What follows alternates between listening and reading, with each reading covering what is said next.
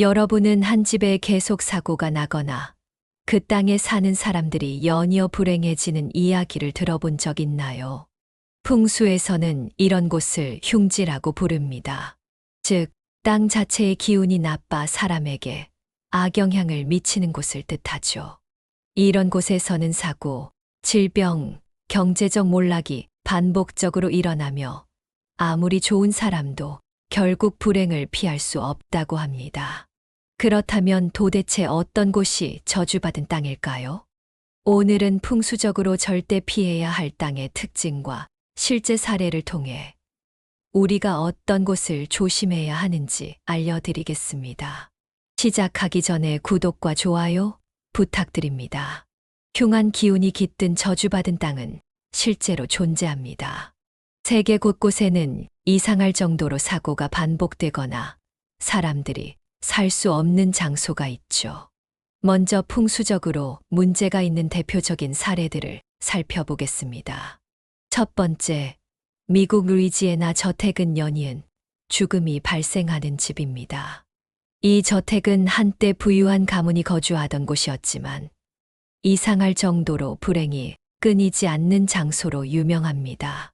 집주인들이 하나같이 기이한 사고로 생을 마감했으며 어떤 이는 정신 이상 증세를 보였고 사업을 하던 이는 큰 빚을 지고 몰락했습니다.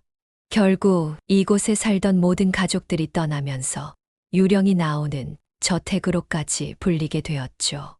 풍수적으로 분석해보면 이 집은 집안이 약하고 습기가 많은 땅 위에 세워져 있어 양기가 부족한 곳이었습니다. 즉, 기운이 제대로 흐르지 않기 때문에 사는 사람들의 운도 점점 나빠질 수밖에 없었던 것이죠. 두 번째, 일본 이누나키 마을은 들어가면 나올 수 없는 곳입니다. 일본에는 이누나키 마을이라는 미스터리한 장소가 있습니다. 이곳은 지도에도 존재하지 않으며 들어간 사람들은 길을 잃고 돌아오지 못한다는 전설이 있죠.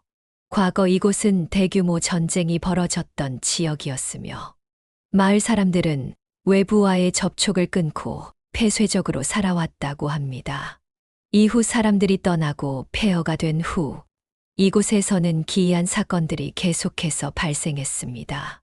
풍수적으로 보면 이누나키 마을은 사방이 산으로 막혀 있어 기운이 흐르지 않는 지역입니다. 이런 땅은 사람이 살기에 적합하지 않으며 운이 점점 나빠지는 특징을 가지고 있습니다.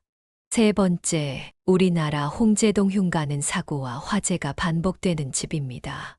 서울 홍제동에 위치한 한 건물은 수십 년 동안 이상한 사고가 반복적으로 일어나는 흉가로 알려져 있습니다.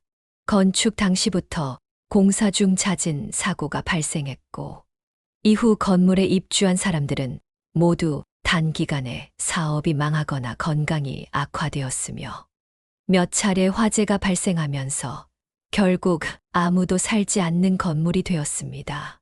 풍수적으로 분석해보면 이 건물은 원래 물이 흐르던 땅이었습니다. 물길을 막고 억지로 건물을 세우면 기운이 흩어져 불안정한 공간이 형성됩니다. 또한 땅 속에 수맥이 흐르면 사람들은 알 수 없는 피로감을 느끼고 건강이 악화되기 쉽죠. 결국 이곳은 풍수적으로 매우 불리한 위치였던 것입니다. 이처럼 저주받은 땅에는 공통적인 특징이 있습니다. 단순한 미신이 아니라 풍수적으로도 기운이 막혀 있는 땅에서는 실제로 사람이 불행을 겪을 가능성이 높습니다. 그렇다면 우리는 이런 땅을 어떻게 피할 수 있을까요? 이어서 저주받은 땅의 공통점과 풍수적으로 길한 터를 찾는 법을 살펴보겠습니다. 풍수적으로 기운이 막힌 땅은 몇 가지 공통적인 특징이 있습니다. 이런 곳에서는 사람이 아무리 노력해도 일이 풀리지 않고 오히려 불행이 반복될 가능성이 큽니다. 만약 여러분이 새로운 집을 구하거나 땅을 고를 계획이라면 다음과 같은 장소는 반드시 피해야 합니다. 첫 번째, 계속해서 사람이 바뀌는 집입니다. 부동산에서 한 집이 계속 거래되거나 같은 이유로 반복적으로 매물로 나오는 경우가 있습니다. 이런 곳은 과거에 어떤 문제가 있었을 가능성이 높습니다.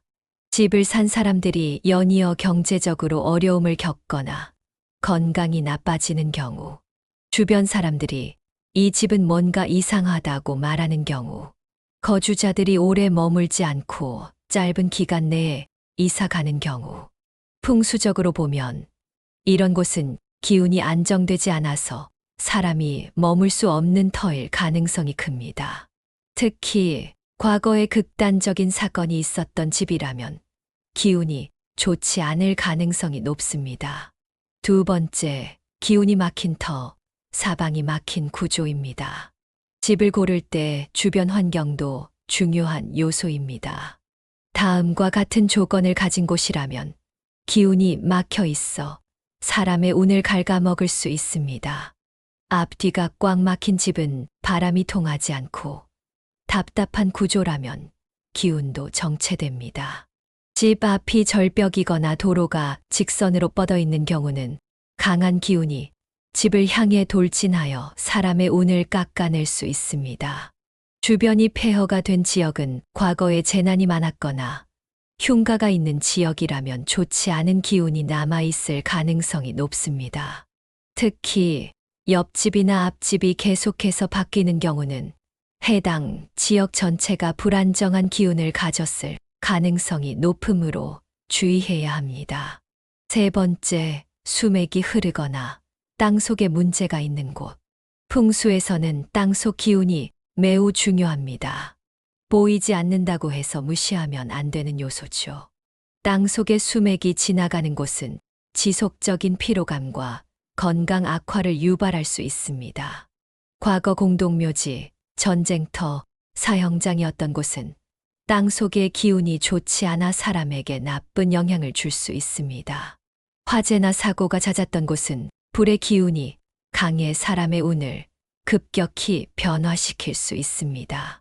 예를 들어 서울의 한 아파트 단지는 과거 강이 흐르던 곳을 메워 만든 땅이었는데 이후 끊임없는 문제와 사건들이 발생했습니다.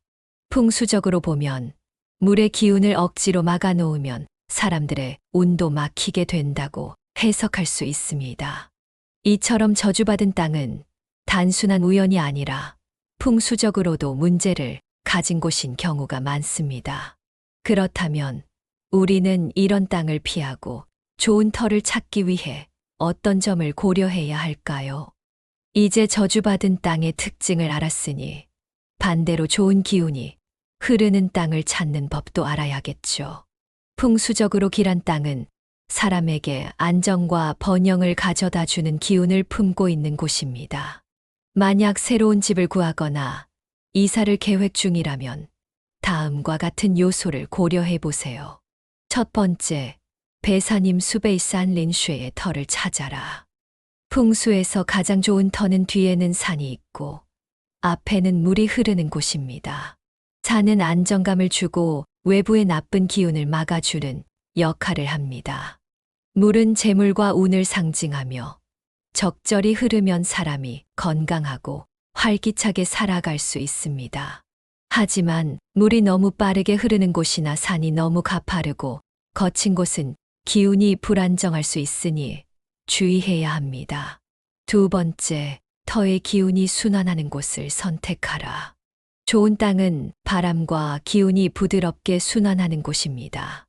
다음과 같은 특징을 가진 땅이라면 길치지디일 가능성이 높습니다. 집 앞이 탁 트여 있고 적당한 바람이 부는 곳, 햇빛이 잘 들고 음습하지 않은 곳, 너무 습하거나 건조하지 않고 자연스럽게 조화를 이루는 곳. 반대로 집이 너무 어둡거나 바람이 지나치게 강하게 부는 곳이라면 기운이 불안정할 수 있으니 주의해야 합니다. 세 번째, 과거 이력이 깨끗한 땅을 선택하라. 좋은 땅을 찾으려면 그 땅이 어떤 역사를 가지고 있었는지도 반드시 확인해야 합니다. 과거의 사고나 화재가 반복되었던 곳은 피하는 것이 좋습니다.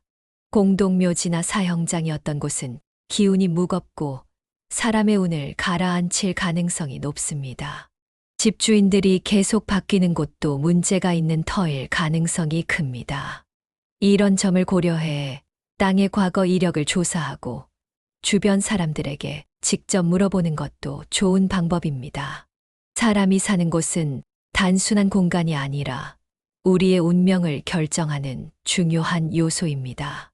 잘못된 터를 선택하면 아무리 노력해도 일이 풀리지 않고 이상한 일들이 반복될 수 있습니다.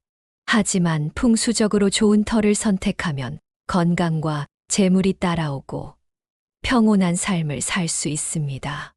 이사를 계획하고 있거나 새로운 땅을 구할 계획이라면 오늘 알려드린 내용을 꼭 기억하세요. 좋아요와 구독도 잊지 마시고 다음 시간에도 더욱 흥미로운 풍수 이야기로 찾아뵙겠습니다.